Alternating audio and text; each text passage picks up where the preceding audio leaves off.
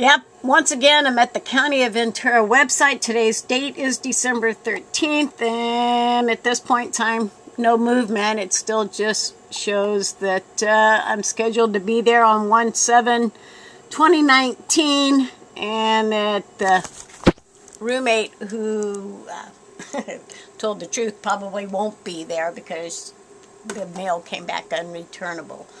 Or undeliverable. Yeah, that's the word, undeliverable. But I did get an email today, and the courthouse sent me the transcript via MP3 on what took place on October 1st.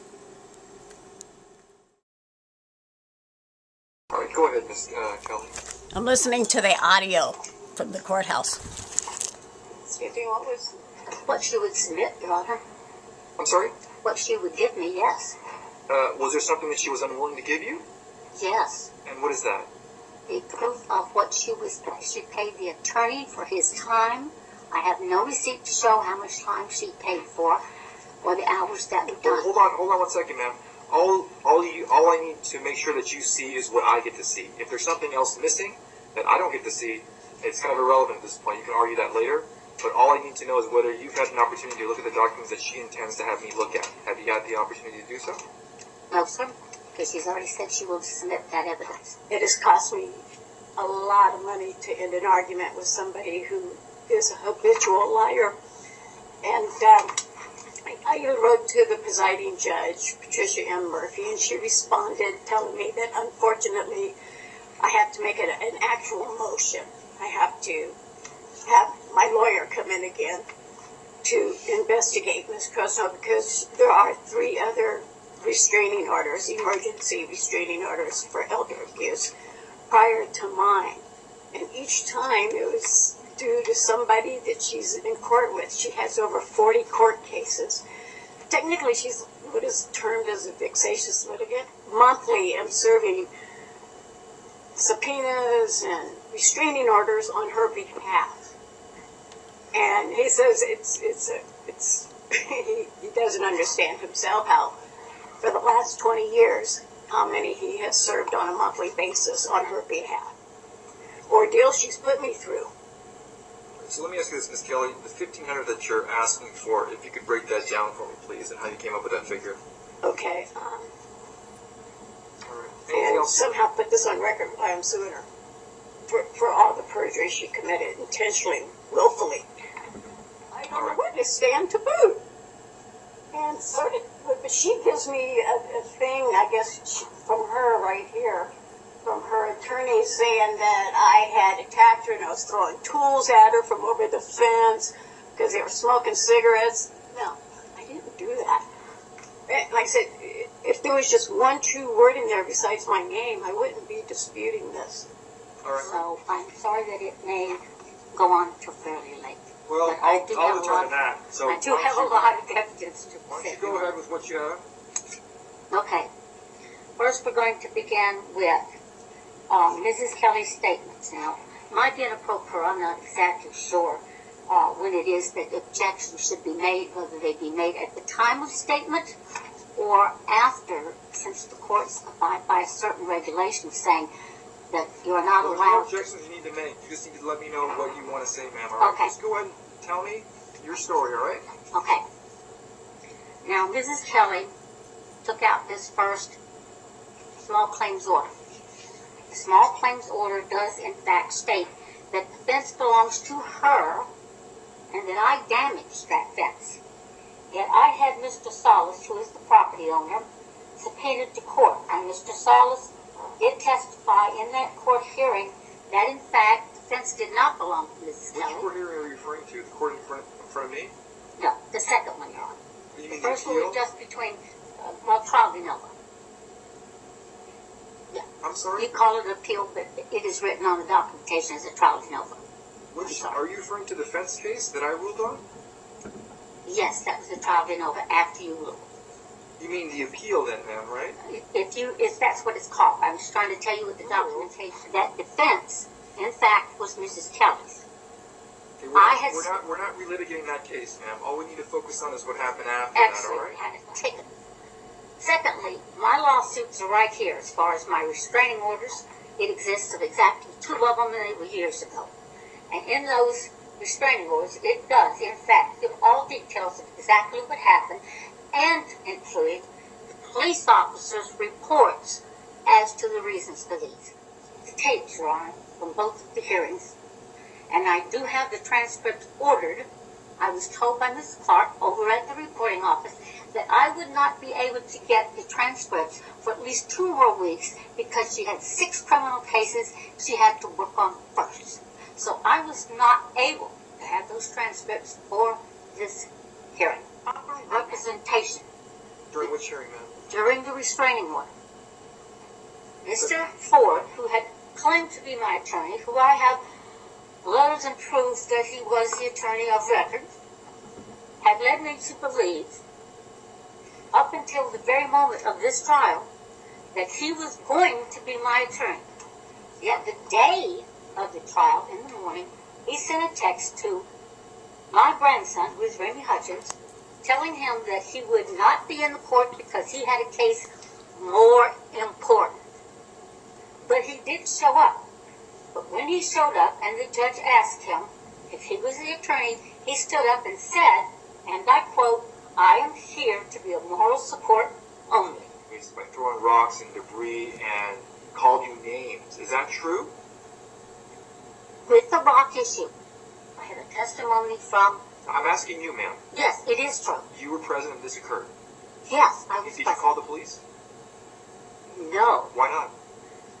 Well, because I had been told by Mrs. Kelly, and it's even on her YouTube, that she does know a lot of officers in Simi Valley, and that she could make my life very miserable, which obviously is the case since she's been talking to police and they've been saying I'm bad, and she's been looking up online my cases that I've done. Because, and the reason why I asked, this is a very serious allegation to be assaulted. Absolutely, to have sir. Rocks that could injure you thrown at you and being called names. So this is my question to you, ma'am. You're saying that because she said that she knows Simi Valley officers, you were unwilling to call the police or call 911 when this occurred? I was absolutely deathly afraid to do that, Your Honor. I was deathly afraid. Were you injured? Yes, sir, I was. Did you go to the hospital? I went to my doctor. You went to your doctor? Yes. You went to I went to my MD. Okay, so where did the rocks hit you, ma'am? It wasn't a rock. You said The rocks- it says right here that you told The your rocks declaration. Hold on, ma'am. Let me finish asking the question, all right? It says, later that night, my friend was smoking a cigarette on the back porch when Mrs. Kelly started throwing rocks and debris at her, calling my friend a bitch. My friend happens to be her, and she can testify to that because it is in her declaration. All right. And so, Mrs. Kelly hold on, referred to that fact. Hold on. And what's your name? My name is Kathleen Curtis. Okay. And are you saying that she threw rocks at you? No, I'm saying that some pebbles, there were small rocks that came over the fence, and I don't know who threw them. So now you don't know who threw them? Well, whoever was on the other side of the fence. Okay. And the only one that was home was her car. And then did you tell Miss Crosnoe that it was Miss Kelly that threw the rocks at you? No. Okay. I said that I think she did. Okay, so you never told Miss The Crosnoe. fence is taller. Okay, so let me ask you one more time. Did you tell Miss Crosnoe that Mrs. Kelly was throwing rocks at you? I said some rocks came over the fence. Okay, but you never used Mrs. Kelly's name. Sure. All right, thank you. You can have a seat again if your back hurts. All right. About your car or your clothing, I believe now? Not so much clothing, Your Honor. It was mentioned about my home. Okay. Okay. And she verbally threatened you? Yes, she told me over the fence, she said, if you keep continuing this and aggravating me and not paying me, she said, I have ways of dealing with you. Okay. And then she told me these particular things that she said. Now, evidently, this has been going on for a long time. This is not the first time. Let me try to refocus you, ma'am. So let's just go through the declaration bit let by me bit go so I where can you figure out are. what happened here. You claim that she's persisted in trying to harm me and my grandson and friend by throwing her rusted gardening tools, rocks, and pieces of sharp splintered wood at us while we are working in the garden near my fence. So are you claiming now, ma'am, that she actually threw these items at you?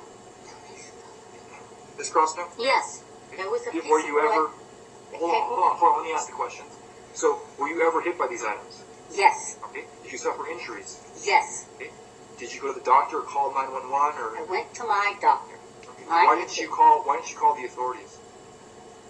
Because I didn't see the need for it at the time, because I didn't know how bad I was injured. In fact, I didn't even know for sure I was until I went to the doctor. Well, let me ask you, why did you call the police then? Because the authorities, I mean the police, to file charges, to have proof, to have her charged with a crime, because these are very serious allegations here. Why didn't you call the police? Because I didn't know for an absolute fact that there had been damage done when I got hit with the board. I thought it's just a board to come over the fence. Big deal. I didn't think too much about it until I went to the doctor and did find that was in fact, was a board and did damage. Now, during this time, Mrs. Kelly was putting that second fence in that she has claimed in court was her fence, was putting it up against the existing fence that has been found to be mine. Let me redirect you, Ms. Crosnoe, so we can get to the real issue here. In your declaration, which is what you used to try to get this restraining order, you claim that she was throwing items at you, rusted gardening tools, rocks, and pieces of sharp and splintered wood. And you claim now that you were hit by those items, correct? Yes. But you never called the police about this. No. Did it happen more than once? Did what happened? All three of them? This incident. Yes. Did it happen more than once where she threw these items over the fence? No, only once. Only once. Do you remember what day that was? No. Okay. This Do you had remember what gone time? on for 4 months, I guess. All right. It would And be very difficult where- for me to pick what the hit you? What item hit you? What actually hit me? Correct. The board The board? Okay. Where did the board hit you? on this shoulder. On your shoulder? Yes. Did it cause pain? Yes. And you didn't call the police or dial 911 or anything like that?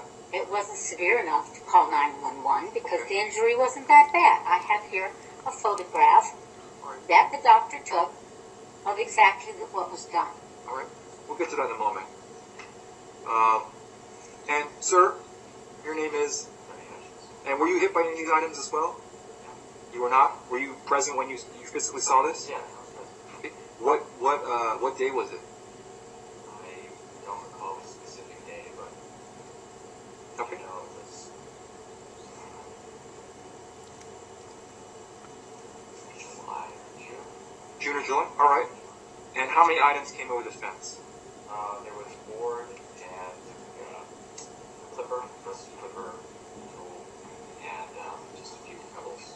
Rusted clippers, those are very dangerous to be thrown in the air, don't you agree? And it didn't hit anybody? Luckily, no. I didn't. And you didn't feel the need to call the police? No, because specifically she had told me at one point that she knew a lot of cops in the Simi Valley area. So that scared you as well? Yeah, because I was worried what was going to happen. You know, she going to turn around on us somehow. She was being worried. And you didn't feel the need to speak to perhaps maybe a supervisor or a higher authority at Simi Valley PD if you're concerned about that? No. We told her doctor about it in hopes that maybe her doctor would contact someone. All right. And did this happen more than once? Just one time. Just the one time? Yeah, but she actually did.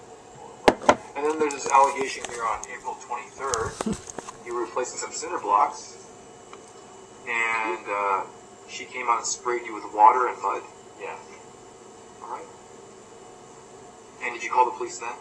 I didn't really feel a need to. It was more of a petty annoyance, but it was still part of many actions she was. Okay, petty annoyance. You didn't feel threatened, though, physically threatened. I mean, with the water sprayed me directly in the face, yeah, I felt a little threatened. Were you injured? No, not specifically. Did you feel the need to call the police? No. All right. Even if I wanted to, I was still being afraid of what would transpire. All right.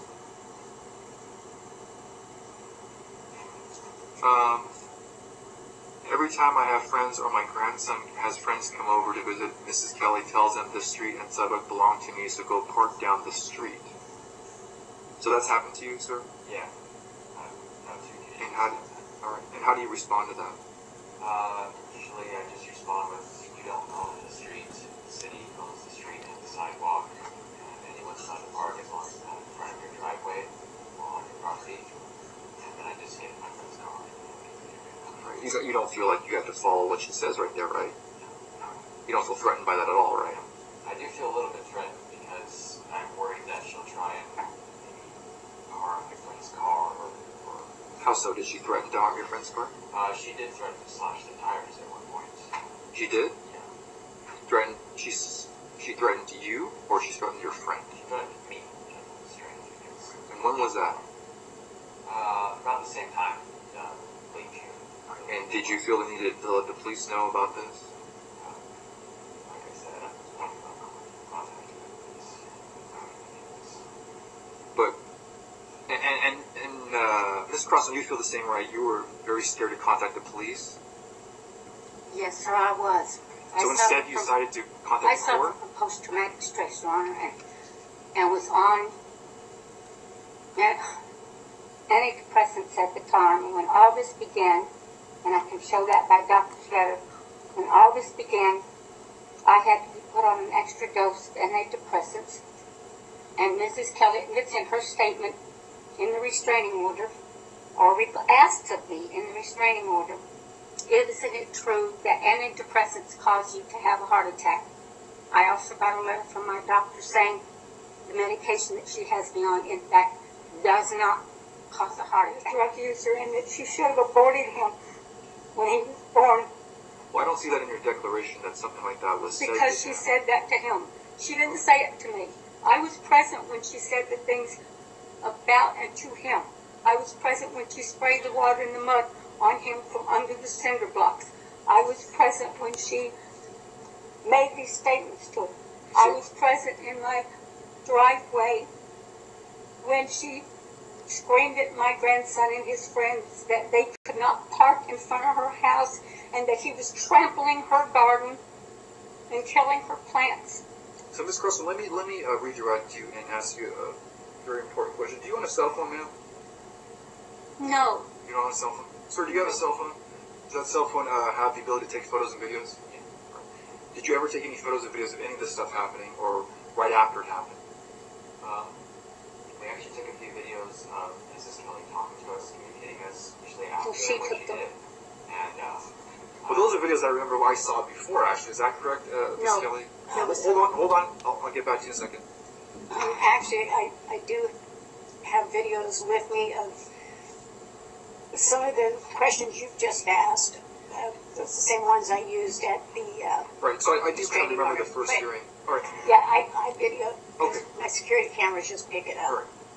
So you never decided to ever take photos, like if someone sprayed you with mud, I'd take a photo of myself right then and there and say, well, this is what happened on this date, and kind of, did you ever think of doing that? I didn't have my phone in my pocket because I was outside and it was raining. So obviously I didn't want to get my phone. I also had to move around a lot of stuff I put on my hands, so I didn't really have that availability. So you were outside in the rain replacing some cinder blocks, and she came out and sprayed you with water? Yeah. I don't know why she came out and started watering. Why would someone spray someone with water when it's raining outside? Exactly, that's what I was thinking. That didn't make any sense to me at all. Okay, I alright. think she did it because I was specifically out there around the fence. So But you just testified a little bit earlier you were surprised and splashed in the face with the water, but if it's raining, your face would have been wet already, correct? yeah, she directly hosed me. Okay. Do you have any photos or videos of any of this stuff happening or anything related to this type of incident? Okay, alright. And Ms. Carlson, do you have any videos or photos or anything else relating to these types of incidents? As I said, Your Honor, most of my evidence as far as that is concerned, I'm not one given to videoing people like coming out and taking pictures of their friends going in and out of the house. No, ma'am, I'm not referring to that. I'm more about just for your own protection. If someone had assaulted me or was damaging my property or threatening me, one of my first instincts would be to actually record that or pull my phone out or have someone else record that for me, just as the proof and to protect my own self. And I'm going to interject something I think is very relevant in this case, Your Honor, that I'm not comfortable with bringing forward to the court. But one of the things, as I said earlier, is my post-traumatic stress. The other thing is that at least twice I have been assaulted by someone. They all just committed perjury under oath. On this declaration here, on the last paragraph, there's an Officer Steve Shorts that's mentioned. Yes. I called him because it did occur to me that if I was such a danger to somebody, that Officer Steve Shorts would have come to me, since I live right next door. If there was any issue at all, like being a danger, being a threat, or doing any of these things that she states that I did. And he told me, and I quote, "Miss Kelly, she didn't even mention your name. We were there on a mental health check. It had nothing to do with you, or you're right. I would have been over knocking on your door had your name been mentioned." So I just want to point out that in this declaration, the stuff that's being mentioned, and it's like, that's their story, they're sticking to it. But I And this is didn't the do any of this declaration stuff. she used to try to acquire That she did acquire the the restraining order. I was held to it for 8 weeks. and then it was And dismissed. it prevented me from even being on my own front lawn. What was the and- eventual result of the restraining order? Still active? The judge denied it because the videos I have here show what actually transpired, and it became evident that she was not able to prove any of the allegations. All right. Thank you. Court's going to take the matter into submission. You'll receive a written ruling within 90 days. Thank you both. And do you need any of I have the documents that, from the that's Patricia fine. Murphy at all? No, I already have that. Thank you. All right. Hey, it's been a long day, and well, anyway, I'm off work, and I'm still pretty pleased about the fact that I was able to get what happened in that courtroom on an MP3 format. I mean, modern technology really, I have to admit, it does have its upside. But now I gotta maybe try and figure out how to, I guess, turn it into a text. Because right now it's like an audio book, really. I mean, you can listen to it, obviously, but I don't think I want to bring in the whole thing. I'm sure the courtroom isn't going to let me play the whole thing.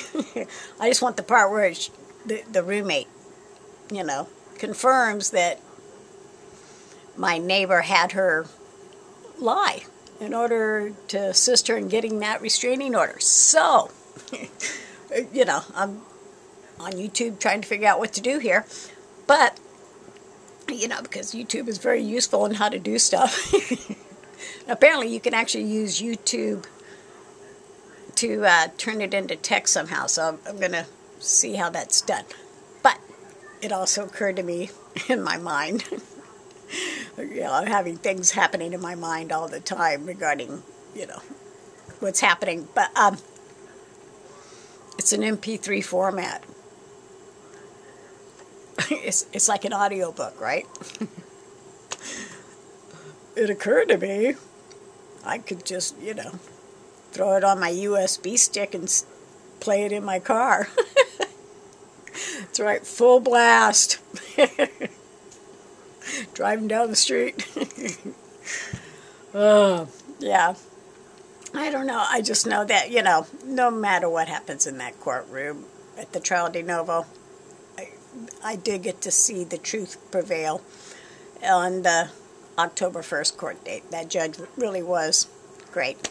Commissioner Paul Baelly. I really am happy, pleased with how he managed to dissect that declaration and get the truth to come out. So, no matter what happens in that next courtroom, even if that judge determines she had a right to lie, and the grandson had a right to lie, and the roommate had a right to lie, everybody had a right to lie, no matter what, I know what the truth is. So, that's all that really matters. But yeah, MP3 format. I could be playing that in my car for, as many times as I want to hear the truth come out.